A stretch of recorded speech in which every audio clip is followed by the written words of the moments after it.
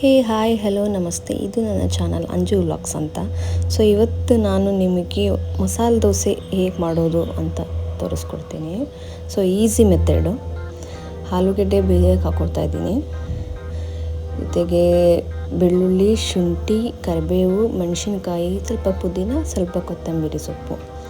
So ಇದನ್ನು ಚಟ್ನಿಗೆ ಅಂತ ಒಂದು ಬಾಣಲೆಯಲ್ಲಿ ಹಾಕ್ಕೊಂಡು ಸ್ವಲ್ಪ ಎಣ್ಣೆ ಹಾಕ್ಕೊಂಡು ಫ್ರೈ ಮಾಡ್ಕೊತಾ ಇದ್ದೀನಿ. ಸೊ ಚಟ್ನಿಗೆ ಸ್ವಲ್ಪ ಫ್ರೈ ಮಾಡ್ಕೊಂಡು ಹಾಕ್ಕೊಂಡ್ರೆ ಹಸಿ ವಾಸನೆ ಇರಲ್ಲ. ಜೊತೆಗೆ ಹುರ್ಗಡ್ಲೆ ಹಾಕ್ಕೋತಾ ಇದ್ದೀನಿ. ಸೊ ಹುರ್ಗಡ್ಲೆ ಹಾಕ್ಕೊಂಡು ಚೆನ್ನಾಗಿ ಫ್ರೈ ಮಾಡಿಕೊಂಡು ಲೈಟಾಗಿ ಕಮ್ಮಿ ಉರಿಯಲ್ಲೇ ಫ್ರೈ ಮಾಡ್ಕೋಬೇಕು. ಫ್ರೈ ಮಾಡ್ಕೊಂಡಿದ್ದ ನಂತರ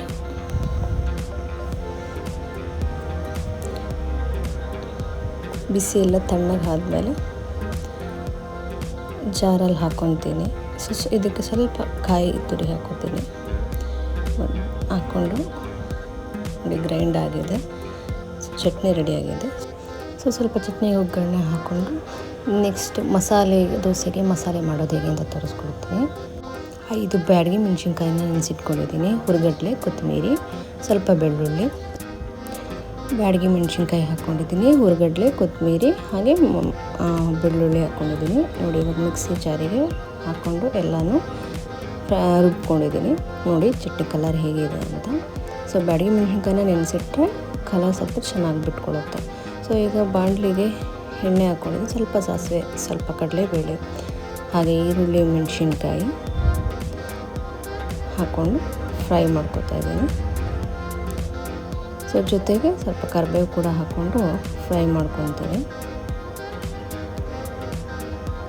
ಸೊ ಇದನ್ನು ಆಲೂಗಡ್ಡೆ ಬೇಯಿಸಿಟ್ಕೊಂಡಿದ್ದೀನಲ್ಲ, ಸೊ ಆಲೂಗಡ್ಡೆ ಪಲ್ಯ ಮಾಡೋದಕ್ಕೋಸ್ಕರ ರೆಡಿ ಮಾಡ್ಕೊತಾ ಇದ್ದೀನಿ.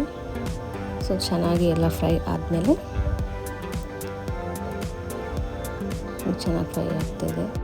ಸೊ ಯಾರೆಲ್ಲ ನನ್ನ ಚಾನಲ್ನ ಇನ್ನೂ ಸಬ್ಸ್ಕ್ರೈಬ್ ಮಾಡಿಲ್ವೋ ಸಬ್ಸ್ಕ್ರೈಬ್ ಮಾಡ್ಕೊಳ್ಳಿ, ಲೈಕ್ ಮಾಡಿ, ಹಾಗೆ ಬೆಲ್ ಬಟನ್ ಐಕಾನ್ನ ಪ್ರೆಸ್ ಮಾಡೋದು ಮರಿಬೇಡಿ. ನೋಡಿ ಈರುಳ್ಳಿ ಚೆನ್ನಾಗಿ ಫ್ರೈ ಆಗಿದ ನಂತರ ಸ್ವಲ್ಪ ಒಂದು ಚಿಕ್ಕ ಟೊಮೆಟೊ ಹಾಕ್ಕೊಂಡು ಫ್ರೈ ಮಾಡ್ಕೊತಾ ಇದ್ದೀನಿ. ಸೊ ಫ್ರೈ ಆದಮೇಲೆ ಅದಕ್ಕೊಂದು ಸ್ವಲ್ಪ ಉಪ್ಪು ಹಾಕಿ ಇನ್ನು ಚೆನ್ನಾಗಿ ಫ್ರೈ ಮಾಡ್ಕೊತಾ ಇದ್ದೀನಿ. ಸೊ ಚೆನ್ನಾಗಿ ಫ್ರೈ ಆಗಬೇಕು.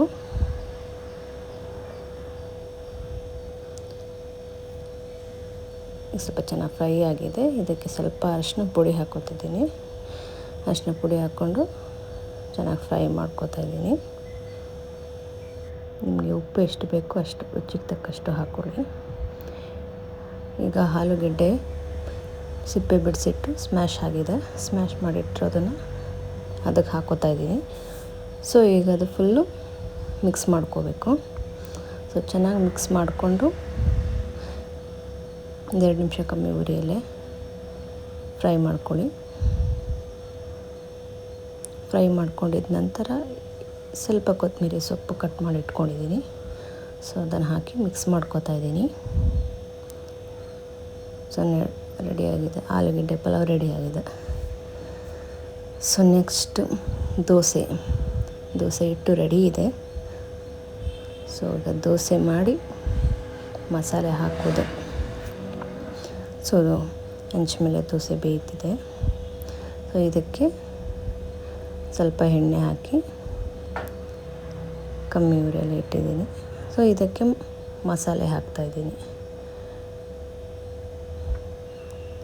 ಮಸಾಲೆ ಎಲ್ಲ ನೀಟಾಗಿ ಸ್ಪ್ರೆಡ್ ಮಾಡಬೇಕು. ಸ್ಪ್ರೆಡ್ ಆಗಿದ ನಂತರ ಸ್ವಲ್ಪ ಕಮ್ಮಿ ಉರಿಯಲ್ಲೇ ಇರಲಿ.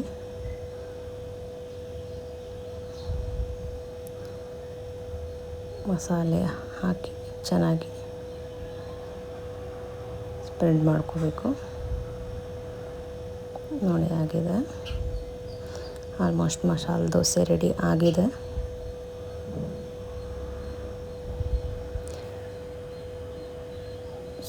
ಓಕೆ, ಈಗ ಇದಕ್ಕೆ ಸ್ವಲ್ಪ ಆಲೂಗಡ್ಡೆ ಪಲ್ಯ ಹಾಕಿ ಮಸಾಲೆ ದೋಸೆ ರೆಡಿಯಾಗಿದೆ. ಸೊ ಇದನ್ನು ಆರಾಮಾಗಿ ಸರ್ವ್ ಮಾಡ್ಬೋದು.